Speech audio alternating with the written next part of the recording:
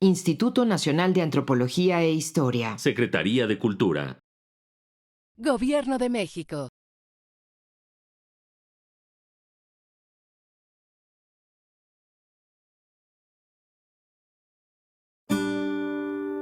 Su sustancia está hecha de evocación, recuerdo, rememoración y de lo que toma del porvenir. Porque es una parte fundamental de nuestra identidad. Somos nuestra memoria. El programa de Lina que nos lleva de viva voz con los especialistas. Somos nuestra memoria. Somos ese quimérico museo de formas inconstantes, ese montón de espejos rotos, escribió Jorge Luis Borges. Muy buenos días, esto es Radio INA. La Secretaría de Cultura y el Instituto Nacional de Antropología e Historia los invitan a acompañarnos en la emisión de la serie Somos nuestra memoria. En esta ocasión contamos con la presencia del doctor Jesús Evaristo Sánchez Sánchez, investigador del Instituto Nacional de Antropología e Historia, adscrito a la Dirección de Estudios Arqueológicos. Bienvenido, doctor. Muchas gracias, Jesús, Salvador. Que nos conocemos ya desde hace mucho tiempo. El tema de hoy se llama La Atlanchana, la leyenda y el mito de la mujer serpiente. Pero déjenme calentar un poco motor. Pensamos en la historia natural, que en la historia natural los animales tienen una evolución y la pensamos muy darwinianamente. Uh-huh. Nos pensamos a nosotros, Jesús, como parte de ese flujo de evolución en donde los primates fueron cambiando hasta volverse antropoides y hasta volverse del Homo y hasta ser nosotros. Pensamos en esa evolución y no pensamos en que los animales fantásticos también tienen una evolución. Y la atlanchana es un ejemplo de cómo evoluciona un animal mixto, fantástico, que es una serpiente y una mujer, o una mujer y una serpiente, y que deriva en lo que tú y Patricia Cruz Sarmiento trabajaron en este libro, La Atlanchana de Metepec, que es finalmente una sirena con una guitarra, a veces coronada, a veces en un árbol de la vida, a veces en una fuente, y no sabemos para dónde va. Uh-huh. Pero esa misma sirena, como la ponen en Metepec, esta atlanchana, se parece a las sirenas que vienen de la traducción, el traslado medieval de las sirenas griegas, que eran mujeres pájaros. Yo recuerdo que las primeras que se representaron están en vasijas griegas cuando está amarrado Odiseo y las está escuchando. Y Ovidio dice que son pájaros rojos con cabeza de mujer. Uh-huh. Pájaros rojos, no cualquier pájaro, sino pájaros rojos. Y que tenían la fuerza suficiente para cuando alguien oía su canto, podía levantarlo, volar y dejarlo caer. Vamos a dejarlo por lo pronto en un relato, porque tú has tocado, en todo esto que nos has explicado, relatos pequeños que son fábulas, algunos son cuentos, uh-huh. Otros ya tocan la leyenda y muchos ya son mitos. Uh-huh. Entonces, entre estas 4 diversidades de relatos tan complejos hay un entramado, ¿verdad?, en donde unos toman cosas de una cosa, de otra y de otra. Y descifrar todo este entramaje, pues es lo que compete realmente, digamos, a la labor investigativa, ¿no? Uh-huh. No quiero decir científica, ¿no?, pero sí investigativa. Y esto nos lleva entonces a tratar de caracterizar de la manera más clara quién es la atlanchana. Y la atlanchana de Metepec, ¿no? Uh-huh. Porque hay otras atlanchanas. Okay. ¿No? Entonces nos referimos específicamente a la atlanchana de Metepec porque Patti Cruz hizo esta investigación. Ya sabes que nosotros estamos investigando la identidad chichimeca, uh-huh. ¿no? Y su pervivencia hasta la actualidad.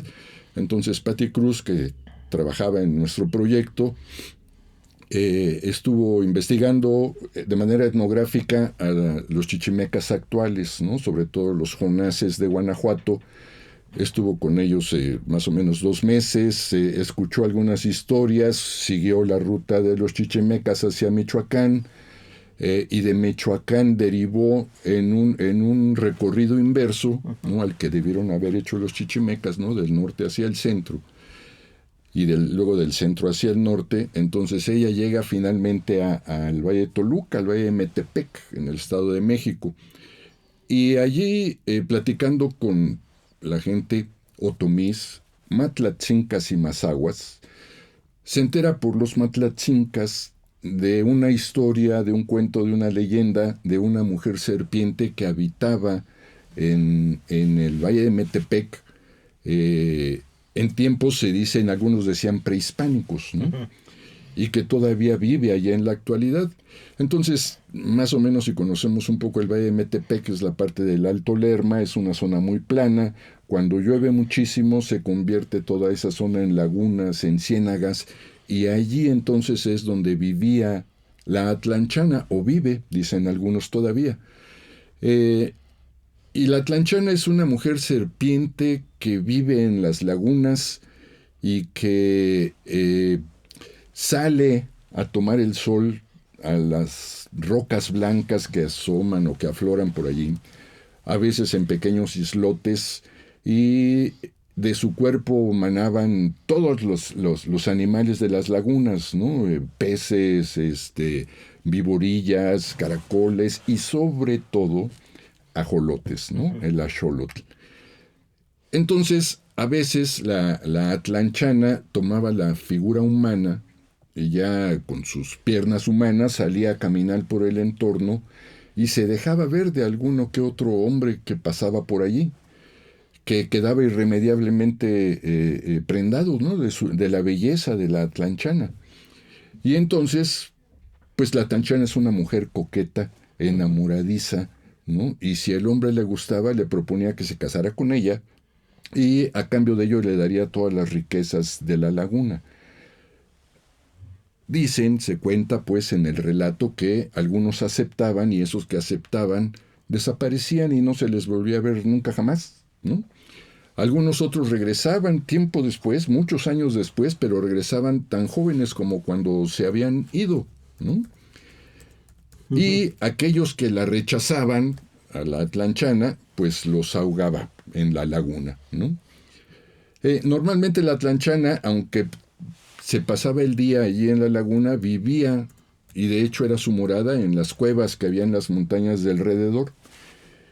Y pues era entonces la dueña de toda la riqueza natural del entorno, del agua, de la lluvia, de los peces, las aves, de todos los animales, incluso de las montañas, ¿no? Y de las cuevas. La atlanchana de pronto dejó de aparecer, ya no se le veía, ¿no? Entonces, pues algunos cuentan que quizás la mató algún cazador, otros dicen que alguno de los hombres que logró casarse con ella se la llevó a su pueblo, y pues un poquito los más racionales dicen es que ya no hay agua aquí en la laguna, entonces se fue a otra parte donde hubiera laguna, ¿no? Y esa es, digamos, lo que nosotros pudimos recolectar como la versión genérica de esta atlanchana de Metepec. Y hay muchas otras relatos al respecto, con muchas variaciones, pero algunas mantienen este núcleo original de la mujer serpiente que vive en la laguna, que habita en las cuevas y que da riquezas, que es enamoradiza, ¿no? Y que quienes se casan con ella ya no se les ve nunca jamás, o se les encuentra nuevamente muchos años después tan jóvenes como si fueran. Digamos que ese es el núcleo central, ¿no? Lo que Greimas llamaría el programa de base de todo este relato. Entonces, Patti, recopilando todas estas historias, pues ella logró recopilar aproximadamente 43 distintas versiones de la atlanchana, no solamente en el Valle de Metepec, sino que esto lo llevó, por ejemplo, a Ixtenco, en Tlaxcala, donde está el pueblo, la comunidad otomí originaria, digamos, de Tlaxcala, que se trasladó ya en tiempos prehispánicos hacia el clásico tardío, ¿no? Estaríamos hablando más o menos del 800-900 después de Cristo, ¿no? E incluso siguiendo la ruta va hacia Oaxaca, llega a la zona maya naturalmente, y ahí hay una sirena, ¿no? Originalmente una mujer serpiente, la Chicchán, ¿no? La mujer serpiente, que se extiende incluso hasta El Salvador. Entonces Patti llegó hasta El Salvador siguiendo estos relatos de las mujeres serpiente, ¿no?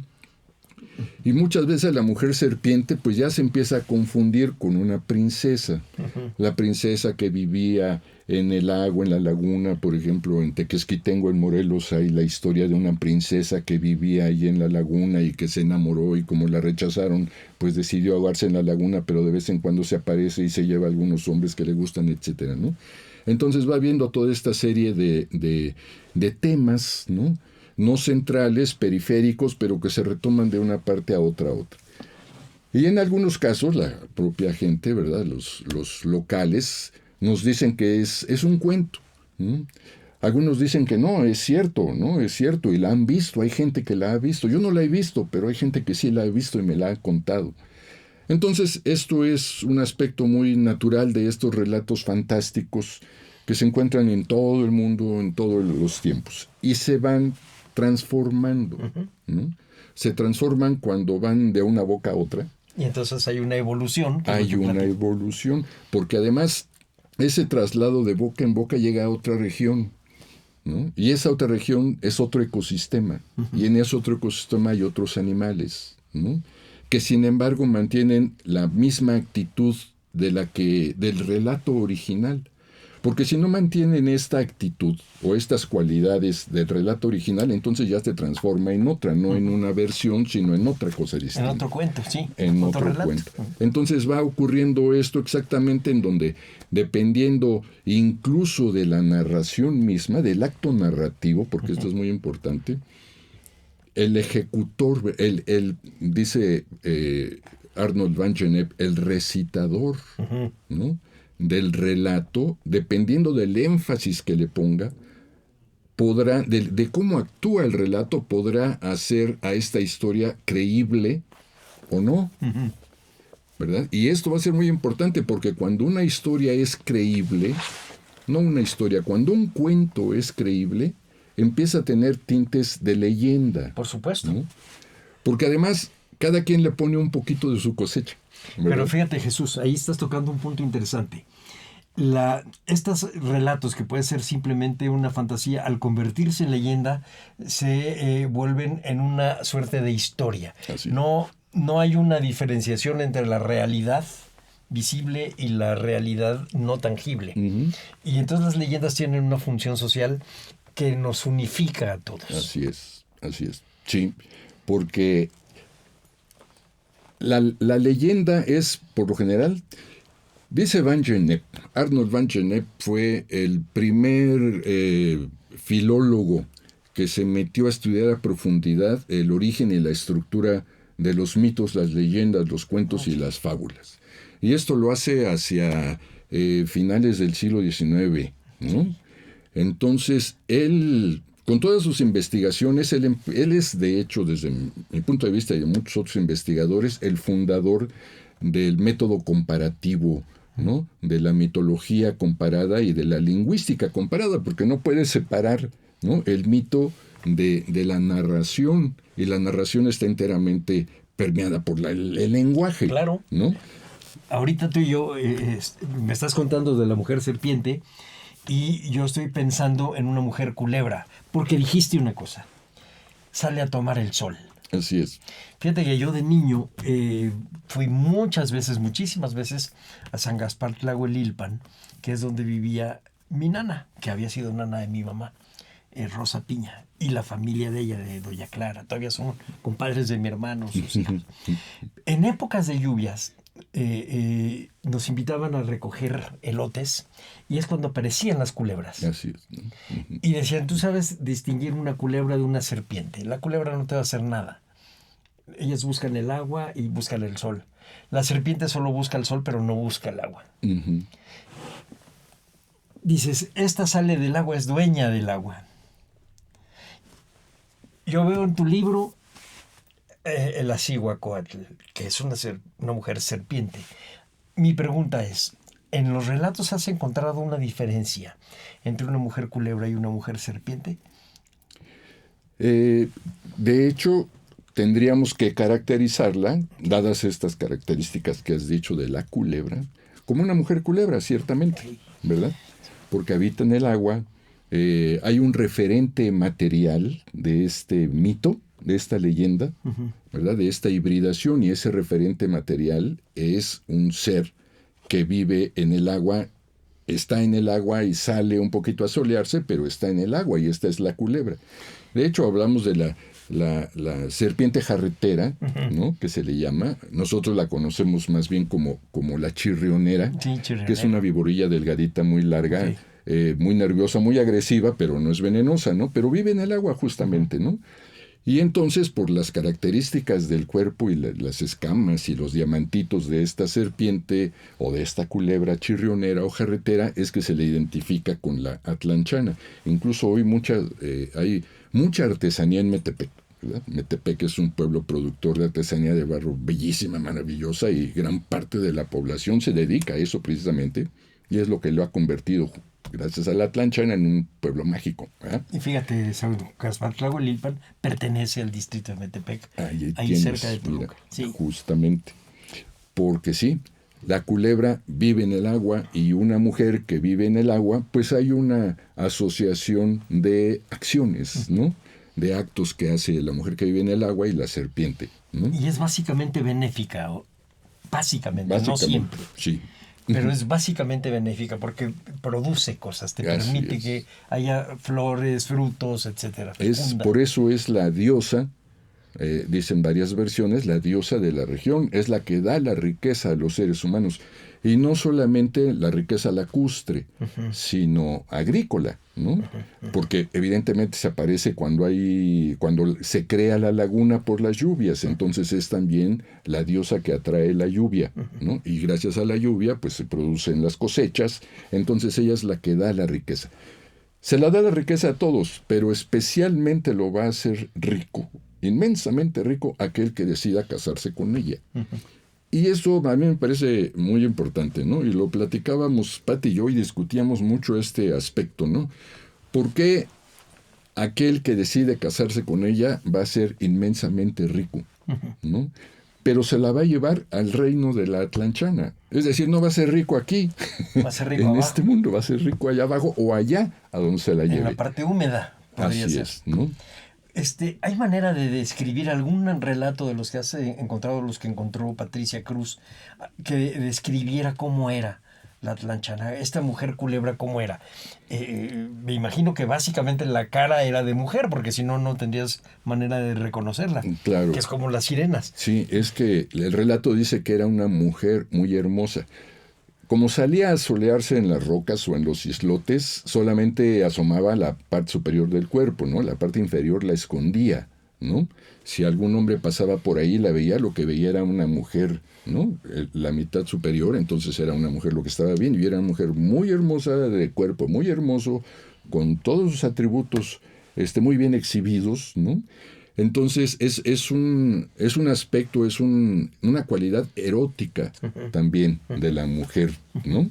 De la atlanchana en este caso. Y ese es el erotismo, ¿verdad?, el que va a atraer a los hombres hacia ella, ¿no? Y ella les corresponde. Entonces no es díscola, ¿no? Sabe muy bien lo que está haciendo, ¿no? Y lo hace totalmente determinada a esas cosas, ¿no? A ese acto incluso, ¿verdad? Entonces, ese erotismo es una de las cosas que nos parecía a nosotros, no lo mencionamos así en el libro, ¿no? Pero al final de cuentas, al final de la discusión, es lo que nos pareció que había que continuar analizando de la atlanchana. La Pati ya se nos fue, ¿no? Y me dejó, pues, a final de cuentas, esa tarea, pero es una de las cosas que todavía hay que seguir platicando, porque, bueno, aquí en el libro, al final dijimos, hay que pararle aquí, porque si no, no vamos a terminar nunca jamás y nunca va a salir este libro. Entonces tuvimos que detener hasta allí la historia, pero es una historia interminable, esta historia va a continuar siempre. Y la cuestión, Salvador y amigos, es que si esto es así como la caracterizan hoy en día, ¿no? Dado que recuperamos estos relatos del día de hoy, ¿verdad? ¿De dónde surge? ¿verdad? Sí, ok, de la región de Metepec, porque es una región lacustre, pero entonces en otras regiones lacustres debe haber un parecido, ¿no? Y fue por ello que Patti se fue a esas regiones lacustres e incluso a regiones montañosas, porque Ixtenco está al pie de la Malinche, ¿no? Y esta mujer serpiente de Ixtenco, ahí sí podríamos decir mujer serpiente, vive en las cuevas de la Malinche, ¿no? Y hace exactamente lo mismo que la atlanchana de Metepec. Es una mujer que se les presenta a los hombres con figura humana, los enamora, a los que deciden casarse con ella se los lleva y nunca más se vuelven a saber de ellos, aunque después aparecen 30, 40, 50 años después, tan jóvenes como se fueron. Los que la rechazan, pues mueren, ¿no? Entonces hay estas similitudes con la mujer serpiente, la mujer culebra, y una de las cosas que rescatamos es que se puede tratar de una mujer axolotl, porque varios de los narradores, sobre todo maestros del barro de ahí del Museo de Metepec, del Museo del Barro, nos decían, no, es que no es serpiente, es axolotl, es una mujer ajolote, ¿no? Tanto así que hoy algunos de los productores de barro, de vasijas, de figuras, representan todavía al axolotl, ¿no? Muchos de los grafiteros que pintan las paredes, hay una de ellas que pintó un mural bellísimo y está aquí en el libro, callejero, con la atlanchana como una mujer axolotl, ¿no? Entonces dijimos, bueno, es que es difícil seguir un rastro hacia atrás, ¿no?, de una mujer serpiente. Llegaríamos a la Cihuacóatl, que es lo más conocido, pero que no tiene mucho que ver salvo el cuerpo, ¿no? Salvo esta hibridación con la Cihuacóatl. Dos cosas tendrían que ver, Jesús, y voy a meter mi cuchara para picarte en la cresta, porque el que sabe eres tú. En lo que se parece, efectivamente es en el cuerpo, la cabeza de mujer y el cuerpo de serpiente, un tipo de serpiente, pues probablemente una cascabel, aunque podría ser una chirrionera porque es diamantina, de acuerdo al dibujo que aparece en el Códice Florentino. Así exacto. Es. Pero hay una diferencia. Ella ya está llorando a los hijos. Es el antecedente de la Llorona. No es un atractivo erótico, ni tampoco es generosa. Es una mujer triste. Sí. En cambio, ustedes están hablando de otro tipo de mujer, de otro tipo de divinidad, digamos, otro tipo de fuerza, que es generoso. Y así es como lo representa la gente de Metepec, dando pescados, teniendo el ajolote, cantando, y entonces empieza a hibridarse con otra figura de un pescado, falso pescado, o como diría Juan José Arreola, en una frase magnífica que dice, son pescados farsantes, que son las sirenas europeas, que también tienen una evolucionan de ser de ser un pájaro al pescado, pero tienen este componente erótico del que estás hablando. Así es. El canto de la sirena es un componente erótico. Sí. Porque atrae a hombres. No dice que atraiga a mujeres, a niños, atrae a guerreros, a navegantes, a gente fuerte. Hay un relato que es el de Butes, en donde él sí oye el canto de la sirena y lo matan. Pero está tocando Orfeo, su lira, y pueden pasar y entonces las sirenas se suicidan. Y está el otro, que es el de Odiseo, que se amarra. Así es. Oye el canto de las sirenas, es el único que los oye porque los demás se tapan, les tapa los oídos con cera. Y cuando pide que lo desaten, utiliza una palabra que es lo que tú estás haciendo y lo que hizo Patricia. La palabra desatar en griego es análisis. Lo que están haciendo es analizar, están desatando un nudo. Y entonces llegamos a las sirenas otra vez a través del análisis, y llegamos a la atlanchana a través del análisis, y llegamos a un gusto y a una figura mental que es esta mujer ajolote o esta mujer pescado o esta mujer culebra, que la representan como sirena. Y puede estar en la fuente de Metepec o en un arbolito de la vida chiquitita con su guitarra porque está cantando. Así es. ¿Cómo le han hecho ustedes para poder desenredar y analizar esta figura para llegar y decir hasta aquí llegamos hoy, que es la Tlanchana de Metepec y no ninguna otra? ¿Cómo le hicieron? ¿Cómo se pusieron de acuerdo? Platícame qué pasó por las cabezas de ustedes. Pues es que varias de estas versiones no hablan de una mujer serpiente, sino de una sirena, efectivamente. Y cuando hablan de la sirena, están hablando de personajes, los hombres, ¿verdad?, que van a tener contacto, aunque sea visual, con la sirena, no, ya son arrieros, es decir, llevan el ganado de un lugar a otro, son incluso choferes de camiones, ¿verdad?, de viajeros que van con el camión de carga pasando por allí. O son gente que va a caballo, son hombres que van a caballo.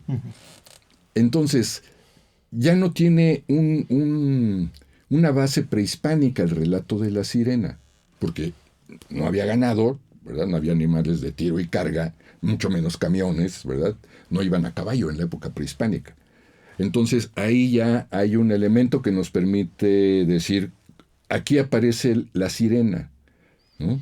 Cuando ya está hispanizado, ¿verdad?, la región, cuando ya está asumido estos distintos pues medios de producción, decimos los marxistas, ¿verdad? Por eso somos muy chocantes, ¿no? Todas estas cosas que se utilizan, herramientas y todas las cosas, ¿no? Entonces, cuando estamos hablando de ganado, de caballos, de camiones, pues ya, esto es ya muy actual. Época colonial, por lo menos, ¿no? Camiones, no, pues ya definitivamente siglo XX, ¿verdad? Y ellos son los que hablan de que es una sirena, ¿no? Es allí cuando se aparece la Atlanchana como sirena. En otros relatos, en donde no aparecen estos medios de producción, este ganado ni camiones, se habla de gente que va a pie, que va de un lugar a otro a pie, que son agricultores y que son pescadores. Entonces, situada en un medio lacustre, en un ecosistema lacustre de los lagos, las ciénegas, pues es natural que sean cazadores, ¿no?, de arco y flecha, ¿no?, de atlatl, quizás, ¿verdad?, pero que van a pie de un lugar hacia otro. Entonces, por lo menos ahí no hay esta contaminación histórica que ya nos sitúa en un tiempo más cercano, con una sirena. Cuando no es así, se reitera que es una mujer serpiente o una mujer axolotl. Entonces, dado este parteaguas que podemos establecer, empezamos a ver dónde hay representaciones físicas, ¿no?, escultóricas, algo así, y resulta pues que allí en varias de las iglesias de los alrededores de Metepec hay una representación de una mujer serpiente en el pórtico, esculpida, ¿no? Mujer serpiente. Y en otra parte de esa misma iglesia hay una sirena. Entonces, hay lo que a nosotros nos parece una evidente sustitución, ¿verdad?, por los frailes españoles que llegan allí a evangelizar, se sustituye a la mujer serpiente o mujer axolotl y se impone a la sirena, ¿verdad? No solo porque culturalmente hay un mayor apego, sino porque, pues, en temas incluso religiosos católicos, la sirena tiene un que ver, tiene algún papel en todas estas cosas, ¿no? Y es sobre todo, pues, más común a su idiosincrasia, a su mentalidad, ¿no?, a los mitos más antiguos que hay en el viejo mundo, ¿verdad? Entonces, la sirena es aceptada por la religión católica. Hay un montón de iglesias en donde hay representaciones de sirenas, ¿no? Sí. Y entonces es más aceptada y se difunde, porque se trata de sustituir algo tan para ellos diabólico como una mujer serpiente, ¿no? Fíjate, yo, ahorita que me lo estás diciendo, pero yo por mamón y por llevarte la contra, te diría, a lo mejor no es eso. A lo mejor es que una de las cosas que hacen los frailes es aprender el lenguaje de la gente. No les están enseñando castellano, ellos aprenden el náhuatl o el otomí o el mazahua, lo que sea. Y lo que están traduciendo es Cihuacóatl. Y entonces por eso la ponen como una mujer serpiente, porque el que está esculpiendo es un hombre que está traduciendo la palabra Cihuacóatl. Pero poco a poco estos mismos lugares van, cuando se secularizan, dejan de ser los frailes, llega el cura sí no sabe náhuatl, y entonces sí propone una imagen que son las de ellos. Y tienes toda la razón. Las sirenas aparecen en alguno de los planos del universo, porque son las que mueven, 8 sirenas son las que mueven la rueda del universo, el tiempo de los planetas. Son 8 sirenas, es decir, mujeres pez, no las antiguas sirenas que son mujer pájaro. Esa desaparece. Lo que no desaparece es el contenido erótico.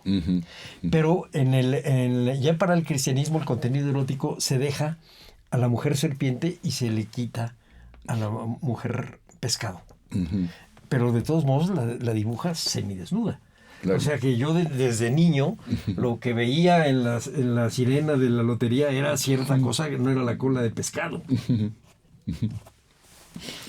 Dicen algunos semiólogos cognitivistas, ¿verdad? Porque lo que tú acabas de decir es algo que en el ámbito de la semiología se conoce como la afordancia, ¿no? Hay una afordancia, es decir, hay una atracción irresistible. Cuando vas caminando por allí, por el bosque, ¿no? Y ya vas a mitad de la subida, y de pronto ves una roca así medio plana, ¡ay, qué rico! Y vas y te sientas ahí a descansar un rato, te aforda esa piedra, ¿no? Okay. Tú desde niño lo acabas de verificar. Sí, tienen razón. Cosas. Cambiemos el tema y vayamos entonces a este parteaguas, ¿no? Entonces, si decimos, bueno, una vez que aparece el ganado, los caballos, los camiones, ya estamos hablando de sirena, cuando los relatos no nos hablan de esto, sino de cazadores, ¿verdad? Y de gentes que se dedican a la agricultura y a la pesca, entonces de allí hacia atrás. Pero ¿de allí dónde, no? O sea, porque el problema es que no hay una temporalización, ¿no? Entonces, una de las leyes que Arnold van Gennep establece para su explicación del análisis del origen del mito, establece una serie de leyes de las leyendas, ¿no? Y estas leyes, dice, una leyenda tiene que cumplir con ciertas leyes, y estas leyes son que debe ser localizado, el relato debe estar localizado. Ocurrió en este lugar, sí, así. Claro. Ocurrió en este tiempo, o le ocurrió a fulano, sutano, mengano y perengano, ¿verdad? Entonces, cuando se cumplen estos 3 requisitos, estamos hablando de una leyenda, que normalmente son hechos históricos muy antiguos, ¿verdad?, que han ido transformándose por el recuerdo, digamos, un poco ya medio perdido de lo que realmente ocurrió, ¿no? Y es un hecho heroico. Un personaje histórico muy antiguo que hizo un acto heroico para beneficio de su comunidad. Entonces, poco a poco, incluso, ya no solamente es un héroe, sino empieza a ser un protector de la comunidad, hasta que termina deificado, ¿no? Para no ir lejos, podemos hablar del caso de Mixcoatl, aquí en México. Mixcoatl, el padre de Seacatl Topiltzin, Quetzalcóatl, otro deificado, ¿verdad? Que trajo a los chichimecas, ¿verdad?, deambulando por todas partes hasta que llegan y se establece, muere Mixcoatl, se supone, según el mito, está sepultado allí en el Huizachtepetl, en el Cerro de la Estrella, ¿no? Y Seacatl Topiltzin sigue su camino y va a llegar a Tula, ¿no? Y ahí se convierte ya en otra historia y otro mito que otro día platicaríamos. La cuestión es que entonces hay un personaje que es un guía de uno de los grupos chichimecas, ¿verdad?, que los va guiando, los va salvando de muchísimos conflictos, muchísimos problemas, pero los va forjando, ¿no? Como lo que más tarde va a ser una parte muy, muy importante componente de los toltecas, ¿no? Y finalmente queda deificado. Los mexicas tenían como dios a Mixcoatl, ¿no? Hay una región aquí cerca, ¿verdad? Mixcoac, que es, claro, Mixcoatl, ¿verdad? El lugar de Mixcoatl. Entonces así va sucediendo todas estas cosas. Un mito es exactamente lo mismo que una leyenda, pero con 2 diferencias. Intervienen deidades, ¿no?, que juegan y se mezclan en sus acciones con los seres humanos. Va a implicar un ritual. Toda esta narración va a tener implicado un ritual. por lo menos una ceremonia, pero sobre todo un ritual, ¿no? Y sobre todo, es parte de la cohesión social. Porque evidentemente al haber un ritual, ¿verdad? Pues el ritual cohesiona a la sociedad, ¿no? Las dos, la leyenda y La leyenda. Pero la leyenda no implica un ritual. No, pero igual es cuestión social, te voy a decir. Naturalmente que sí, es uno de los papeles que debe cumplir la leyenda, claro, por supuesto, ¿no? Te voy a dar un ejemplo de una última que tú has vivido desde chiquito. El niño héroe que se envuelve en la bandera. Ahí tienes. Es una leyenda que nos cohesiona a los mexicanos. Así es. Y lo mismo uno de Chihuahua que uno de Yucatán siente que Juan Escutia es, pero además es el origen del patriotismo como lo conocemos nosotros. Así es. No intervienen dioses, son seres humanos. Nace, se desdobla de un hecho histórico, pero se convierte en una leyenda con un personaje al cual respetamos y glorificamos sin tener que hacer un ritual religioso. Claro, así es. Ese es el caso de la leyenda y por eso dice, coincide muy bien este ejemplo que acabas de darnos, ¿no? Con Bangenep, ¿no? Son hechos heroicos. La leyenda relata hechos heroicos. Entonces, los niños héroes, ¿cuántas cosas y actos y hechos heroicos no se le atribuyen a Pancho Villa? Ah, pero claro. ¿Verdad? Sí. Es un personaje legendario por todas estas cosas. Y en la zona de Toluca, Zapata con Santiago Apóstol. Claro, sí. Sí. Sí. En Calimaya. Uh-huh. Déjame llegar a la mitad del programa, por favor. Adelante. Les recordamos que para este tema y en esta ocasión contamos con la presencia del doctor Jesús Evaristo Sánchez, investigador del INA, adscrito a la Dirección de Estudios Arqueológicos, y estamos platicando de la Atlanchana, la leyenda y el mito de la mujer serpiente, que viene en un libro que Jesús y Patricia Cruz Sarmiento publicaron con el sello editorial del INA, y que es una investigación, bueno, así como lo estás contando, es una investigación que va a fondo, en serio, en el asunto del mito chichimeca, en algo que no vamos a tocar ahora, pero que aquí lo tenemos en la cabeza, que es la ida hacia Michoacán, la ida a Pátzcuaro. Y luego me acuerdo yo de las relaciones de Michoacán, que son estos chichimecas que nunca entendí a qué horas en la relación, a qué horas se convierten en purépechas, pero es efectivamente lo que ella hace, un recorrido para entender el origen de un mito. Es como estos recorridos que hizo Cousteau por la ruta de la Odisea, visitando todas las islas para tratar de entender qué pasaba. Sí. Lo difícil es que han pasado tanto tiempo entre el origen del mito y la actualidad, que lo que tiene son miles de relatos ya encimados que te llevan al tiempo presente. Exacto. Y entonces te llevan a las representaciones de la Atlanchana de Metepec, que tienen un gusto para tus ojos y para los míos, que vivimos en la tercera década del siglo XXI. Sí. Y que hay una que fue ganadora de un premio de Fonart, que es una maravilla de pieza de barro. Sí, claro que sí. Vamos a tratar de amarrar hacia las sirenas, y después nos vamos a desviar otra vez a las mujeres serpiente, pero vamos a amarrar ahorita a las sirenas y el por qué es el símbolo de Metepec y no el símbolo de la Malinche, efectivamente, como bien lo estabas tú platicando. Es el símbolo de Metepec, la sirena, ¿no? A la que le siguen llamando Atlanchana. Pero ya no lo es, ya no es una Atlanchana, y perdónenme, compañeros de Metepec, pero la sirena que tienen allí en la fuente, en el centro de Metepec, ya no es la Atlanchana, es la sirena de Metepec. Porque ciertamente la representación, ¿verdad?, la escultura de barro que está allí es una sirena que está con su guitarra, ¿no?, que está cantando, ¿no?, y tiene flores, ¿verdad?, en su cuerpo, en su cabello y todo esto. Pero ya no está en la laguna, por más que la hayan puesto en la fuente representando la laguna, ya no brotan los animales del lago, de la laguna, de su cuerpo, ¿verdad?, y ya no es mitad culebra, mitad serpiente. Entonces ya es una sirena. Con el mismo componente erótico, eso no se pierde. A la sirena no se le puede quitar, ¿verdad? Se le despojaría de su esencia, ¿verdad? Sí, efectivamente, Así pero es. también a la Atlanchana. De Así. otro modo, cómo atrae a los hombres. Claro. A lo mejor es el punto de unión. Es el punto de unión, ciertamente, ¿no? Ambas son, ¿verdad?, entidades eminentemente eróticas Y acuáticas, así y que acuáticas. Pero la cuestión es que en tiempos prehispánicos no hay absolutamente ningún relato, ninguna representación que hayamos encontrado hasta el momento de una mujer pez, ¿no? Ah, sí. O sea, una sirena. Sí, no. No la hay.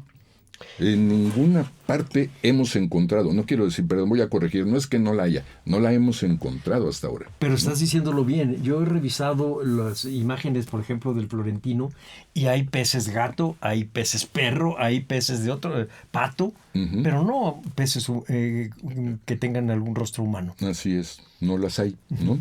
Entonces, pues esta cuestión, insistimos nosotros, es una imposición de los evangelizadores, ¿no? Y bueno, en realidad de la cultura española que viene y se presenta aquí en nuestros territorios, e imponen a la sirena como estos entidades fantásticas, ¿no? Y pega, ¿no? Y pega porque se impuso, o sea, se impuso voy a decir a chingadazos, en fin, que la palabra chingar ya está aceptada por la Real Academia de Alvarado, ¿no? Entonces, podemos decir que Qué mal. que bueno, se los imponían a trancazos, a latigazos, y etcétera. Pero también lo aceptaban. Ahí sí hay que ser un poco como Carlo Ginzburg. El asunto de las mentalidades es que hay una parte que tú estás aceptando. No es simplemente decir ya me convertí en, sino estás aceptando participar de este mundo. Sí, yo diría, porque no te queda otra. Patti decía, no solamente no te queda otra, ya te quitaron todo tu background, toda tu base cultural, ideológica. Ya te la quitaron, ¿verdad? Porque llegan, te destruyen, te quitan a tus dioses, te rompen tus imágenes y a latigazos y hogueras te obligan a creer otra cosa. Hogueras no hubo, pero sí. No hubo. No hubo. Eso sí. ¿Ves? Ahí está otro tema. Bien. Sí. A latigazos, ¿verdad? Eso sí hubo. Y todo lo que uno quiera. Bien. Entonces, ya no tenemos nuestra base cultural. Se fue olvidando de generación en generación, aunque perviven, ¿verdad? De manera subrepticia, ¿verdad? Aquí abajo del fondo de la cultura, ¿verdad? Y es allí de donde emerge más tarde y en ciertos momentos emerge y vuelve a ser reprimido. Lo que queda hoy en día es la sirena. Y va a tener mucho impacto hoy, y a partir más o menos de antes de la pandemia, unos 5 años, ¿no?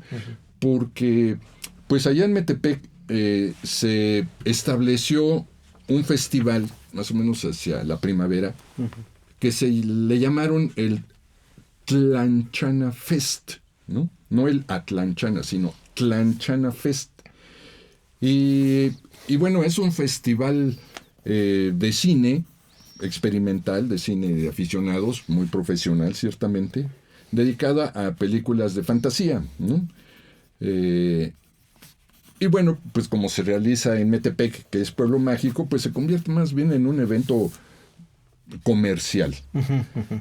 Sin embargo, claro, hasta donde nosotros supimos, nunca hubo una película de la Atlanchana, nunca hubo el repetir el mito, la leyenda, cuento o fábula de la Atlanchana, nunca hubo un homenaje a la Atlanchana como mujer serpiente, sino la imagen de la sirena como emblema del Tlanchana Fest, ¿no?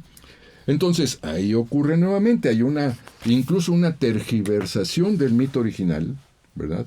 A una entidad distinta, aunque se le mantiene el mismo nombre, ¿verdad?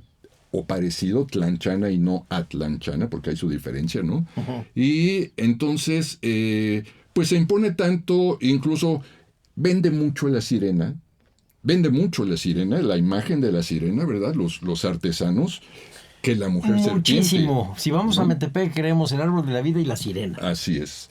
¿Quién va a comprar una mujer serpiente? ¿Verdad? Entonces, nosotros decimos, ¿verdad? Deme 3 para llevar, ¿verdad? Pero para mucha gente, pues la mujer serpiente es un poco... hay cierto rechazo por efectos bíblicos, por efectos del cristianismo, ¿verdad? Y todas estas cosas. Entonces... Y mentales, vayámonos atrás del cristianismo y de la Biblia. Lo que hace que rechaces o le pongas esta parte no benévola a la mujer serpiente, a diferencia de la culebra, viene muchísimo más para atrás. O sea, la Cihuacóatl aquí es antes del cristianismo, y si pensamos en la Medusa o pensamos en Lilith, estamos hablando de algo que traemos en la cabeza como especie, Sí. Mucho antes de que hubiese un relato que nos la... Hay algo que te, como las arañas, Sí. hay algo que hace que lo sientas... Cierta repulsión. repulsión, esa es la palabra. Ujú. Entonces, yo ahí no me metería con el asunto del cristianismo, porque creo que es más atrás. Es Es más decir, el atrás, cristianismo sí, claro. igual es una corriente que nace de eso mucho más atrás. Sí, Salvador, pero fíjate, tenemos muchísimos elementos gráficos de mujeres serpiente, de serpientes en Mesoamérica, y no como algo negativo, sino todo lo contrario. La serpiente es la representación de la vida Sí, sobre la sí, tierra en sí, tiempos sí. prehispánicos. Los dioses más importantes eran hibridaciones humanas serpentinas, o a veces la serpiente misma con hibridación con otros animales, Quetzalcóatl, ¿no? La serpiente emplumada, para no ir más lejos, ¿no? Cierto. Entonces, la concepción que tenemos en México de la serpiente es en muchos aspectos muy distinta a la que se tiene de Europa o del viejo mundo. Sí. Y no solamente de la serpiente, incluso de la muerte. Y no nos metamos allí porque, bueno, No, ya pero es tienes evidente. razón. Ahí hay dos extremos que, digamos, sería lo que pensamos los mexicanos en general de la serpiente. Uno está en el origen, la salida del paraíso, y la otra está en el Apocalipsis con la Virgen de Guadalupe y el pisar Sí. a la serpiente, que es el demonio. Y esas dos cosas vienen del cristianismo español. No de Así otro, es. sino de ese. Del español, así es. Entonces, aquí hay una concepción muy distinta y significación muy distinta de la serpiente, ¿no? Y esa fue precisamente ese elemento, ¿verdad? Ese elemento material. Porque para seguir el mito, nosotros nos decíamos, tuvo que surgir de algunos referentes materiales. La mujer, evidentemente, ¿no? No una mujer fulana, sino la mujer como la entidad que da la vida a los seres humanos y luego entonces al mundo entero, ¿no? Al universo entero. La diosa madre, como las hay en casi todas las culturas del mundo y de todas las épocas, ¿no? Entonces, si nos vamos hacia atrás buscando a las representaciones híbridas de serpientes, llegamos, mira, sabíamos de algunas representaciones en vasijas de Jalisco, de Huejuquilla el Alto, en Jalisco, más o menos del Clásico Medio, por ahí del 300-400 después de Cristo, en donde hay representaciones que algunos investigadores las llaman un hombre serpiente, ¿no? Porque es una cosa así un poquito serpentina, con brazos, ¿no? Y una cara un poquito monstruosa, ¿no? Y entonces, allí en Huejuquilla el Alto, en Jalisco, hay estas representaciones en vasijas, que también se van a encontrar en la región de Zacapu, en Michoacán. Bueno, y Zacapu está en medio de todas las zonas lacustres de ahí de Michoacán, ¿no? Entonces, aquí la cuestión es que ambas regiones fueron ocupadas, y todavía, por chichimecas, ¿no? Hablábamos hace rato, ¿no?, de los chichimecas en Michoacán, las relaciones de Michoacán. Los chichimecas son gentes que andan por todo el mundo conocido en esa época de americano, ¿no? Mira, hay elementos culturales, ¿no?, muy profundos, arraigados, que nosotros podemos leer y ver en las crónicas de los conquistadores y de los administradores en la época colonial reciente, ¿no? Es decir, cuando empezaba la época colonial, en donde nos dicen cuáles eran las características de estos chichimecas. Cazadores, vivían en las montañas, comían carne cruda, eran salvajes y terroríficamente bravos, ¿no? Y excelentes flechadores y esto. Bueno, esas son características que si lees crónicas de los exploradores que llegan a América del Norte, vas a encontrarte este modo de vida hasta en Saskatchewan, en Canadá, ¿no? Y ciertas relaciones lingüísticas, ¿no? Hay un protonáhuatl que se sabe que va bajando del norte y se aposenta aquí en el centro de lo que hoy es México, y de ahí sale pues todo este náhuatl. Sí, por eso se llama Yuto-Azteca. Yuto-Azteca, así es, ¿no? Bueno, unos de estos chichimecas que jalan hacia Michoacán, en Michoacán se les conoce como Huacusecha, ¿no? Entonces los huacúsechas son los cazadores recolectores que viven en las montañas, que comen carne cruda, que son excelentes flechadores. Porque los otros no tenían arco y flecha. Así es. Solamente ¿no? los chichimecas, sí. Sí. Y estos huacúsechas son los que van a bajar del Bajío de más al norte, llegan a Michoacán, pero luego se van todavía más hacia el centro hasta que van llegando a la zona de Metepec. Por eso es que Pati, empezando su investigación con los chichimecas jonases de Guanajuato, empieza a bajarse hacia Michoacán y de Michoacán va siguiendo esta ruta huacúsecha, esta ruta chichimeca hasta que llega a Metepec y allí es donde se encuentra la Tlanchana. Lo que tuvo que hacer Pati luego es un recorrido a la inversa, al revés, claro, buscando el origen, ¿no? Pero buscar el origen ya es difícil en momentos actuales, entonces tuvimos que recurrir a análisis bibliográficos. Afortunadamente, José Luis Moctezuma Zamarrón, entre ellos, ¿verdad?, ha coordinado estos atlas etnográficos del norte de México, en donde aporta una gran cantidad de relatos que ellos han recogido en las zonas con los O'odham, ¿verdad?, del norte de México y suroeste de Estados Unidos, con los guajiríos de Sonora, Chihuahua, con los tepehuanes, y bueno, luego obras etnográficas ya de mediados del siglo pasado, de coras y huicholes, en donde hay un montón de relatos de mujeres serpiente, ¿no? Y estas mujeres serpiente viven o en los lagos, en las ciénegas o en los ríos, ¿no? Y de ahí van a surgir personajes fantásticos, algunos de ellos muy dóciles y muy benefactores para la comunidad. Con los coras y huicholes existen las tías, que son pequeñas mujeres viborilla que viven en el mar, en el agua, y son las diosas del mar, ¿no? Las tías, y son las que dan toda la riqueza acuícola y agrícola a los coras y huicholes.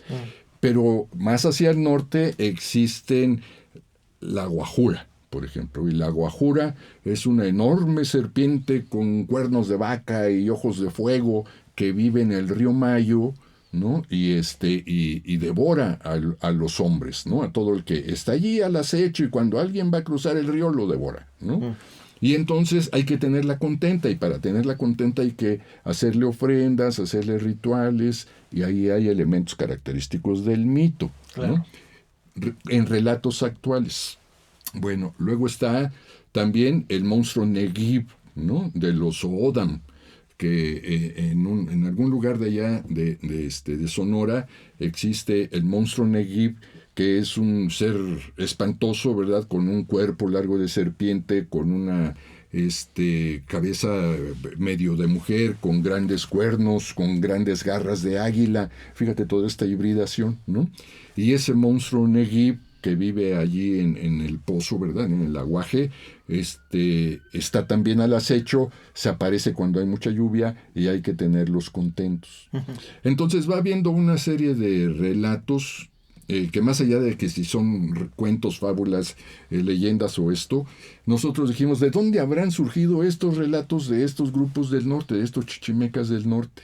Bueno, decíamos que en Zacapú y en Loma Alta, en Jalisco, hay representaciones en vasijas de hibridaciones de seres humanos con serpentinos, ¿no?, con cuerpo serpentino. Y nos pusimos a buscar con detalle y nos dimos cuenta de que en todos estos lugares, ¿no?, hay ajolotes, ¿no? Vive el axolotl. En la región lacustre de Zacapu, en Jalisco, en toda la cañada de Bolaños, allá en el norte, en Sonora, donde quiera que haya un aguaje, donde quiera que haya un manantial, donde quiera que hay ríos, hay axolotl, ¿no? No se diga acá hacia el centro. Entonces vimos que más que culebra o más que serpiente, el axolotl es el que va enlazando a todas estas cosas. Incluso muchas de las representaciones las vamos a poder ver. Hay estas representaciones de las figuritas que están plasmadas en las vasijas prehispánicas, más bien parecen representaciones de axolotl. Si comparamos estas representaciones con los axolotl actuales, vamos a ver que hay una gran cantidad de semejanzas, ¿verdad? Porque el axolotl ya adulto tiene unas branquias, sí, ¿verdad?, que pueden ser representadas como cuernos, tiene unas manitas, que las tías, por ejemplo, tienen estas manitas, ¿no?, que estamos teniendo acá. E incluso ya grande puede ser también una difícil no concebirlo como un monstruo, ¿no? Entonces, Fíjate cómo en Metepec Patti encontró en el Museo del Barro vasijas actuales. Hay una ánfora grande, un metro, ¿verdad? Con el ajolote alrededor de esto, ¿no? Y unas cazuelas grandísimas en donde está la representación del ajolote con su forma arqueada que hace el juego de las asas de la gran cazuela, y también está aquí en el libro, ¿no? Entonces, ¿cuál es el referente común en toda esta historia? El axolotl, ¿no? Con la mujer. A veces benéfica, a veces maléfica. No maléfica, sino actúa como lo que es, ¿no? Entonces se pierde un poquito el erotismo en algunas regiones y nosotros pensamos que algo tiene que ver ese medio ambiente agreste, ¿no? En el que se tiene que sobrevivir. Pues imaginémonos las zonas estas desérticas donde apenas hay un aguaje o un río que pasa por ahí de vez en cuando. Entonces, indudablemente que el medio ambiente tiene muchísimo que ver en cómo vas a concebir a estos personajes fantásticos y sus acciones, ¿verdad?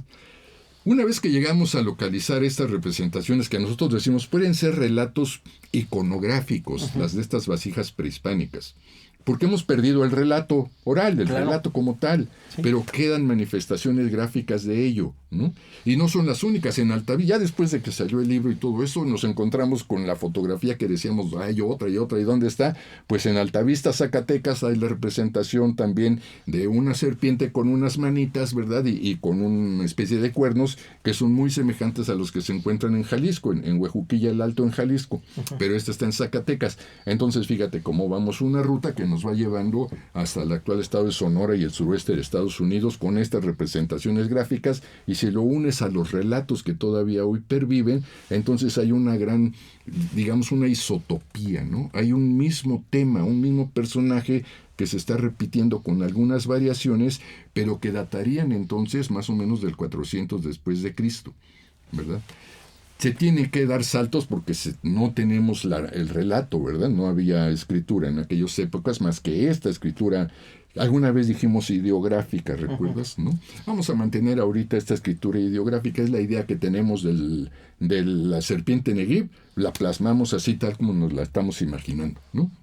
Tal como es la idea. Bueno, así llegamos entonces, ¿verdad? A través de este viaje hacia el norte, regresando hacia el sur, llegamos a Metepec, y de Metepec vamos a Tlaxcala, y de Tlaxcala hasta El Salvador, ¿no? Para encontrarnos estas historias. Tuvimos que hacer un esfuerzo gigantesco, ¿verdad? De asimilar lo mejor posible a las propuestas de Arnold van Gennep, que nos lleva entonces a una clasificación de los relatos, para ver cuáles de ellos son meramente fábulas, cuáles de ellos son cuentos fantásticos, cuáles son leyendas y cuáles son mitos realmente. Y de ahí es entonces que encontramos esta coincidencia en donde el relato genérico de la atlanchana pues tiene todas las características de una leyenda. Está bien localizada, tiene un nombre específico, aunque el tiempo se dice desde tiempos remotísimos y hasta la actualidad, ¿verdad? Entonces cumple estas características. Podríamos decir que ya no se le rinde culto a la atlanchana, no se le hacen rituales, ¿verdad? No se le entregan ofrendas. Y nosotros decimos, pero ¿cómo no? Desde el momento en que seguimos representando esa imagen de la mujer serpiente culebra, mujer axolotl, que brotan animales, ¿verdad? Los animales de su cuerpo. En el momento en que se está reproduciendo hay una actualización constante de esa leyenda. Cumple una función social de cohesión de la comunidad, ¿no? Y pelea con esta otra concepción de la sirena. Y decimos que pelea porque aquí en el libro podrán ustedes ver cómo, por ejemplo, en el bulevar, no me acuerdo ahorita cómo se llama, el más importante de ahí de Metepec, está la gran fuente de la atlanchana, hoy abandonada, ¿no? Está la escultura allí, además en medio de un camellón muy amplio en donde el tráfico constante no permite apreciarla, ¿no? Los coches van, dan vuelta allí donde está la fuente y ni siquiera voltean a verla, ¿no? Está muy abandonada. Pero si vas al centro, en el centro de Metepec está la sirena, ¿verdad? Entonces hay una lucha. Muchos gentes en sus casas plasman en esculturas de barro o en pintura a la serpiente. El populus, decimos, ¿verdad? El grafitero se va y pinta en las calles a la mujer axolotl, ¿verdad? Entonces es muy interesante esta contrapunteo ideológico, ¿verdad? Que desafortunadamente en tiempos actuales lo gana el aspecto mercantilista y por eso el Tlanchana Fest, que hoy se llama, creo, Festival Quimera, ¿no? A donde tendré que ir en este febrero a presentar el libro, a ver cómo nos va. Pero además, ¿verdad?, con ese nombre. La quimera es otro animal mixto que no tiene nada que ver. Absolutamente nada que ver, ¿verdad? Entonces, mira, la sustitución. A nosotros nos dio mucho coraje ver esta sustitución de algo tan maravilloso como puede ser esta mujer Axolotl, ¿verdad? Dadora de las riquezas, enamoradiza, erótica, etcétera, por una sirena que lo que hace es recoger dinero para la población, que lo necesita naturalmente. La sirena cumple también la función de ser un cohesionador social, ¿verdad? Pero queda este contrapunteo que habría que resolver, y era una tarea que nos habíamos propuesto, ¿no? Muchísimo más difícil, ¿verdad? Ver cómo actualmente está el contrapunteo serpiente-atlanchana. Ay, pues ya sin Pati va a ser muy difícil que podamos hacer todavía esta continuación de este aspecto del análisis, ¿no? Pero finalmente lo que queremos decir es que, bueno, muy a nuestro pesar, muy a nuestro coraje que nos daba esta sustitución, pues lo que resulta es que las comunidades hacen y rehacen sus cuentos, sus relatos, claro, como mejor les conviene. Están vivos, ¿no? Claro. El problema de la leyenda está viva. Así es, y como cumple una función social, y esta función social tiene que contribuir a la supervivencia biológica y cultural del grupo. Si la sirena produce dinero, pues la sirena va a seguir encumbrada, ¿verdad? Porque produce dinero. Pues claro. ¿No? Y va a seguir. Porque se pierde el relato. Tiene que ver con una manera como ha evolucionado el mundo. Simplemente pensemos en la sirena de 2 colas de una marca de café. Ya no se sabe que es Melusina. Ya no se sabe que es la hermana de Alejandro Magno y por eso está coronada. Ya no se sabe que hay un relato en donde dice, aparece en el mar y te dice cómo está el emperador, y si no contestas bien te va a hundir, pero si contestas bien te va a dejar pasar. Pero sigue siendo con un atractivo erótico, etcétera, porque es joven, es bella, es rica, sí, es una emperatriz. Pero ya no lo conocen. Tú ya te tomas el café y lo que ves es una sirena verde de 2 colas y no haces caso. Va más allá de los tiempos. Naturalmente que va más allá. Y no sabemos para dónde va a parar. Sobre todo porque vamos a seguir comprando sirenas, porque las hacen bien, no porque se trate de la sirena, porque están bonitas. El árbol de la vida también lo compramos, ya no sabemos ni lo que significa, a veces ni siquiera vemos lo que trae, pero es tan bonito y tan atractivo en sus colores que no compras. Es afordante, ¿verdad? Ándale, es afordante, exactamente. Sí. Pero eso, si yo te invito a una iglesia y entramos con mi mamá que era católica, tampoco se sabe todos los santos ni se sabe sus historias. No tiene que ver, es una evolución de la mentalidad. Sí. Nosotros, porque somos leídos, escribidos y críticos y criticones, entonces sí nos preocupamos. Pero la mentalidad popular no sabemos para dónde va a parar. Sí. Y ojalá nos dé la vida para saber a dónde va a dar la sirena que no está cuidada en el municipio de Metepec, y si van a seguir siendo sirenas o lo van a cambiar por otra cosa. Así es. No lo vamos a poder saber, Jesús. No lo sabremos. Sin embargo, decíamos, bueno, nuestra obligación es tratando de mantenernos en esta tesitura ética, ¿verdad? Muy difícil, ¿verdad? Nos dejábamos llevar incesantemente por la postura émic, nos identificábamos totalmente con estos relatores de la Atlanchana, nos causaba un poco de disgusto los relatos de la sirena, pero los recogimos y les dimos el mismo valor, ¿no? Y sin embargo decíamos, bueno, al final de cuentas se trata de ¿en qué crees? No solamente cuál te gusta más, esta o aquella, sino en qué es lo que crees. Incluso gente decía, bueno, pero ese es un cuento, ¿no? Y la verdad es que ya no existe. Y otros aseguran que aunque no lo han visto, existe todavía, que se aparece cuando llueve y se inunda nuevamente el valle, ¿no? Al final dijimos, ¿cómo vamos a terminar esto? Porque si no, le vamos a seguir y le vamos a seguir y le vamos a seguir. Entonces, pues esta sagacidad, esta inteligencia de Patti dijo, bueno, para acabar este libro, dame chance a mí de escribir parte del epílogo. Pero yo escribo la última palabra, me dijo Patti. Pues sí, adelante, ¿no? Y entonces, quiero leer estos 4 rengloncitos de lo último que escribió Patti, ¿no? Claro, hablando de de las creencias, las no creencias, de cómo impacta la sociedad actual, cómo la debió haber impactado antes, etcétera, ¿no? Y la concepción religiosa que podemos tener de una cosa o de otra, ¿no? Espérame, nada más para que nuestro auditorio sepa, Patricia Cruz Sarmiento falleció hace un par de años. En febrero del año pasado. En febrero sí. del año pasado, y es a quien le estamos dedicando este programa, y por eso Jesús quiere leer estos 4 renglones que son unas decenas de palabras de ella. Sí. Patti terminó con lo siguiente, ¿no? La historia no termina, va a continuar, ¿no?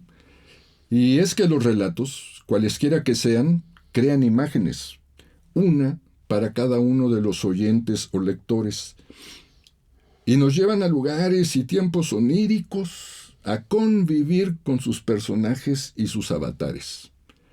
O nos dejan simplemente en nuestro lugar y tiempo, sin mayor excitación que la de vivir el día a día de una realidad sin fantasías. La elección es de cada quien. Claro, pero por supuesto. Pues Jesús, muchísimas gracias. Tenemos que dar por terminado este programa, pero no sin antes que nos digas dónde podemos conseguir este libro, La Atlanchana de Metepec, genealogía de un mito chichimeca. Pues principalmente en las librerías del INAH, por lo general en los museos del INAH en toda la República está una pequeña librería, ahí lo podrán conseguir.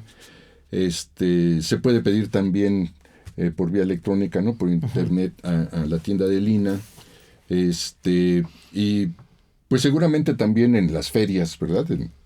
Procuren ir a las ferias de libros. Si hay un stand del INAH, seguramente allí van a tener el libro, ¿no? Y con seguridad ahora nos va a caer gordo saber que se llama Quimera, pero en ese tipo de festivales organizados por los municipios, en este caso el de Metepec, seguramente ahí estará tu libro. Hay que ir y hay que ser crítico. Yo tengo 71 años. Te estoy hablando de algo que pasó hace 65 años. Todavía conocí la laguna de Lerma. Uh-huh. Íbamos, les digo yo, en septiembre para recoger elotes, pero íbamos en diciembre a ver cómo llegaban los patos. Era maravilloso. Sí, me imagino. Y la idea era también ver en qué piedra se calentaban las culebras. Pero éramos niños. Uh-huh. Yo llegué a agarrar muchas. Las vendía yo aquí a un acuario. Bueno, yo todavía agarré una aquí en Chapultepec la semana pasada. No me dan miedo. Uh-huh. Vamos a dar por terminado este programa magnífico, Jesús. Nos podríamos seguir. Ya tendremos otra oportunidad, porque sí me interesa saber cómo un arqueólogo estudia mitos, leyendas, cómo diferenciarlo de las falsificaciones, de otro tipo de relatos fantásticos y de los cuentos y las fábulas. Sí. Ese programa lo tendremos pendiente, no nomás para la Atlanchana, sino para algunas otras cosas que hayas escrito o leído. Lo haremos con mucho gusto. Gracias por la invitación de antemano, y Patti y yo estaremos aquí, ¿verdad? Porque este libro es 80% Patricia Cruz, ¿verdad? Ella, sin su investigación, esto no hubiera sido nunca jamás, ¿no? Entonces, pues, gracias. Bueno, pues este programa hemos acordado que sea un homenaje a Patricia Cruz Sarmiento, compañera tuya de trabajo, de todo, y coautora de este libro. A nombre de Radio INAH, doy por terminada esta emisión, que fue posible por la generosa participación del doctor Jesús Evaristo Sánchez y por el alma de Patricia Cruz, que anda por aquí. Sí, aquí anda. Anda por aquí. Sí. Él es investigador del INAH, adscrito a la Dirección de Estudios Arqueológicos. Gracias a nuestros escuchas por su atención. Les sugerimos consultar más de nuestra producción a través de nuestras distintas plataformas digitales en YouTube y Spotify. En la producción, la Coordinación Nacional de Difusión, a través de la Dirección de Producción Audiovisual con Ana María Galicia Zamora al frente, y en la subdirección de Radio INAH con Gabriela Marentes a la cabeza. En la realización, Evanibaldo Morales Ellis. En la grabación y edición, Rubén Martínez Esquivel. En el apoyo, Marta Hernández, Paula Bedoy y Jerónimo Cuevas. Yo soy Salvador Rueda. Hasta la próxima. Las opiniones y comentarios aquí expresados son de entera responsabilidad de quienes proporcionan la información y no representan necesariamente las opiniones de Radio INA ni comprometen el pensamiento editorial del Instituto Nacional de Antropología e Historia. Instituto Nacional de Antropología e Historia. Secretaría de Cultura. Gobierno de México.